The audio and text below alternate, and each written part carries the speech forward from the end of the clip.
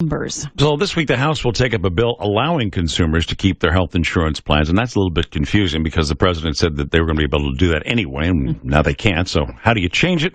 Let's bring in Congressman Bera, who might be able to explain what that vote would be about. Hi, Ed. Glad to be on with you guys. Well, thank you.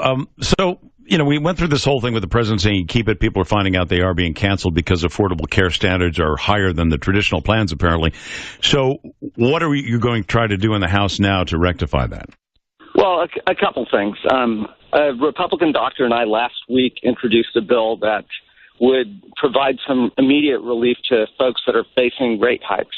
There's this thing called a health insurance tax that's a little-known provision in the Affordable Care Act, but it's really just being passed on to middle-class families, to small businesses, to seniors, and it's raising their premiums 2 or 3%. So we've asked for a 2-year delay of this tax. That'll provide some immediate relief. This week, it looks like there's a bill that Fred Upton, the chair of the House Ways and Means Committee, is bringing forth that may actually allow folks to stay on their health plans if they want to. So again, let's slow this down. Let's get it right. Let's make sure health care is affordable for all Americans. Really good words of advice, Ami. I'm wondering, though, if you think this is going to ever make it to the president's desk and be signed, though. He was so forthright about the Affordable Care Act, the way that it was crafted.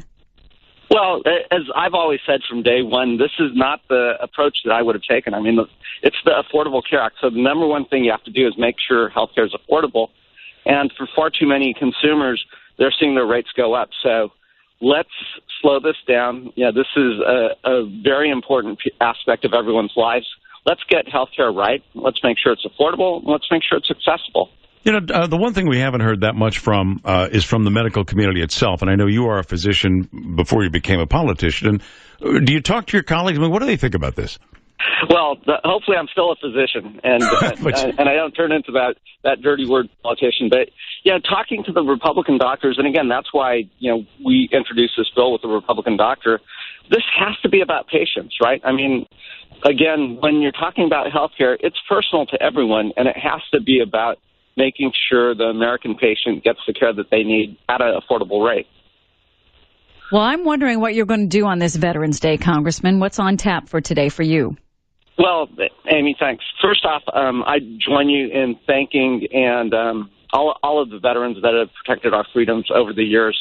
I'm off to Folsom this morning for the parade out in Folsom, then there's a ceremony in Rancho Cordova, and then down to a second parade in Elk Grove. So it's going to be a busy day.